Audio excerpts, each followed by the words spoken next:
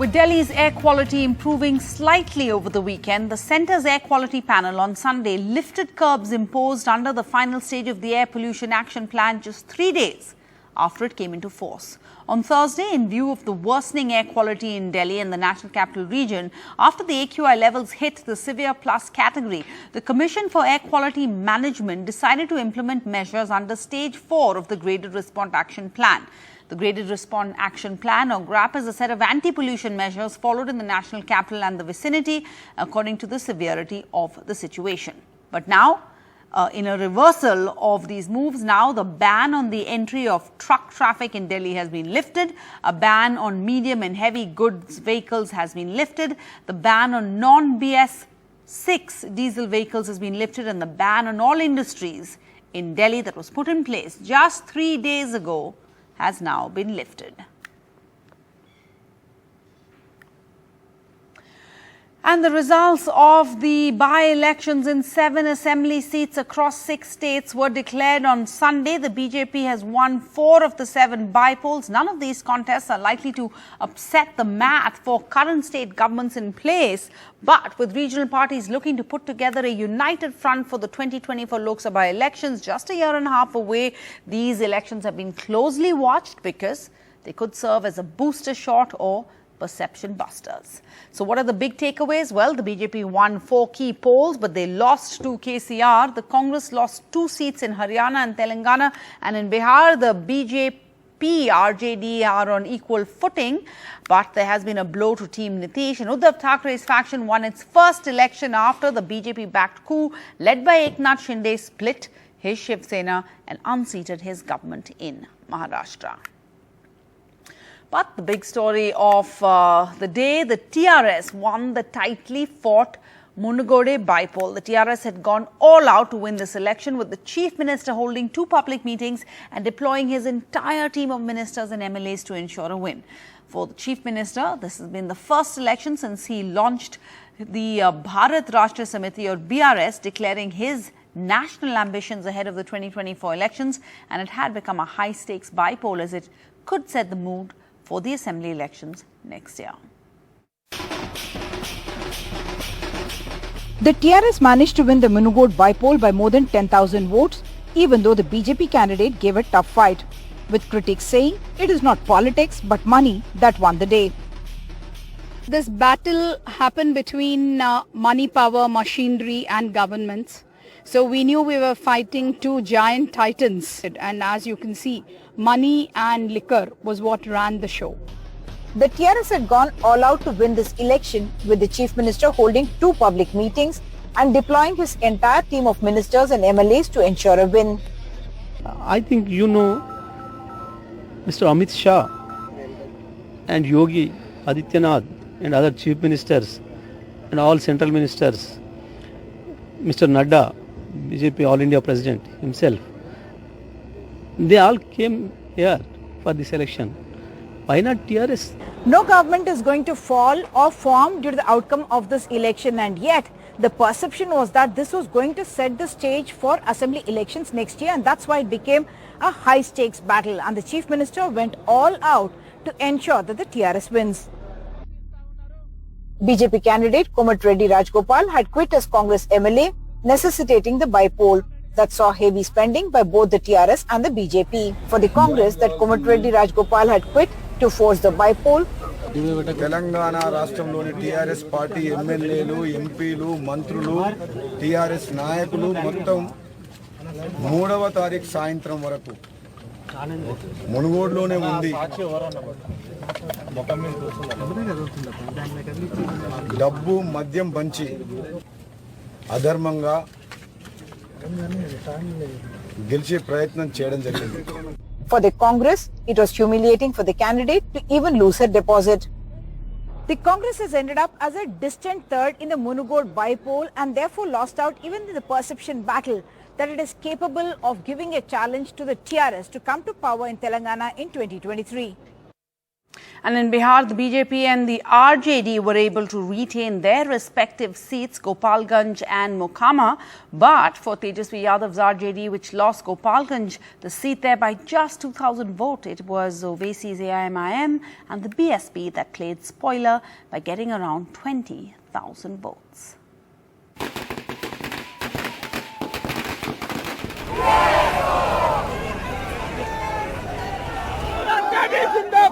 RJD candidate Neelam Devi celebrating on winning the Mokama seat after her husband, four-time MLA Anand Singh, was disqualified when he was convicted of illegal arms possession. वहाँ मोकामा क्षेत्र की जनता किसी जुमलेबाजी और बहकावे में नहीं आएगी। जितना विधायक जी जनता को सेवा किए हैं, दुख में सुख में और विकास किए हैं, जनता उसी का तो रिजल्ट दे रही है। In the Gopalganj constituency, BJP candidate Kusum Devi scraped through with a narrow margin of just over 2,000 votes, defeating Tejasvi's candidate Mohan Gupta. While 20,000 core votes of the RJD, including Muslim votes, are believed to have gone to AIMIM and the BSP candidate. केवल sympathy factor होने के बावजूद भी 1700 vote से ही हमारी गोपालगंज में हार हुई है। यानी जनता जो है गोपालगंज की, जो बीजेपी का जो कोर वोटर है, वो कहीं ना कहीं से जो लोग क्लेम करते थे कि फलना जो है हमारा ही वोटर है, उस पे महागठबंधन के लोगों ने सेंध मारने का काम किया है। जदयू बीजेपी से अलग हुआ, आरजेडी के साथ गया, महागठबंधन बनाया, फिर भी गोपालगंज में भारतीय जनता पार्टी को ये लोग हरा नहीं पाए और भारतीय जनता पार्टी का कमल वहां खिला है। और ये साफ संदेश है कि जदयू राजद मिलकर भी भारतीय जनता पार्टी को नहीं हरा सकते। But while the BJP clearly needs more than just confidence in Bihar, the Nitish-Tejasvi combination also needs to ensure their voters are not distracted by other candidates. With Manish Kumar in Patna, Osama Shah for NDTV.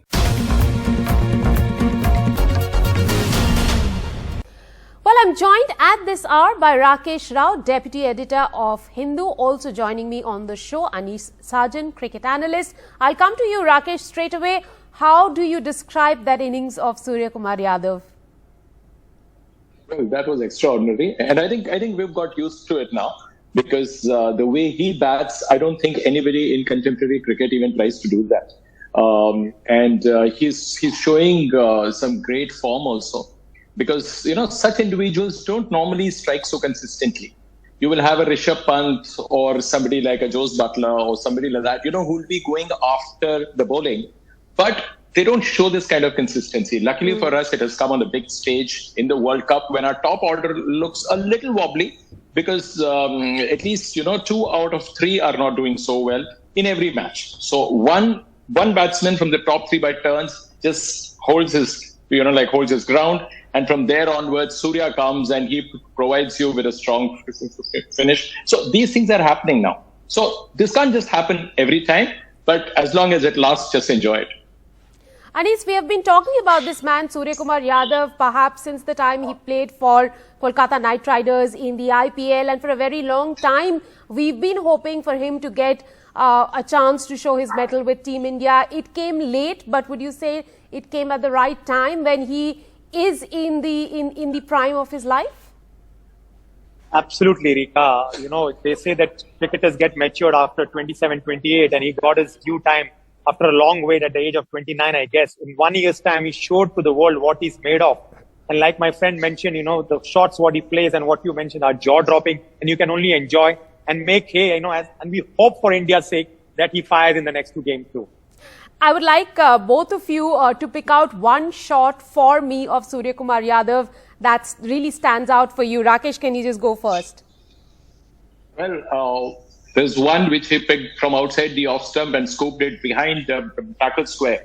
I mean, that was an astonishing shot. Even the last one was okay, but then that one he didn't quite see it. He just closed his eyes. But that one was premeditated, putting his like left foot right across the line. And, you know, hitting it the way he wanted it. He connected it beautifully, I thought. Anish, for you?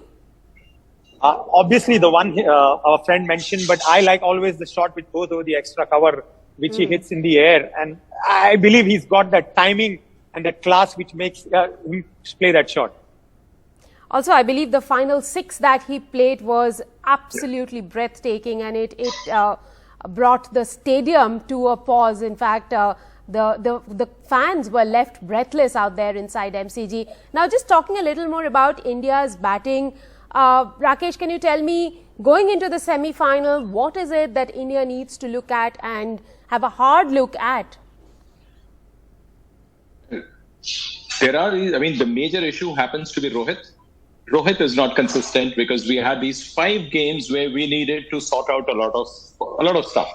Bowling issues we had, and then of course the top order wasn't doing so great. The middle order was looking a little shaky because people like Hardik and others, they wouldn't, they're not expected to perform so consistently.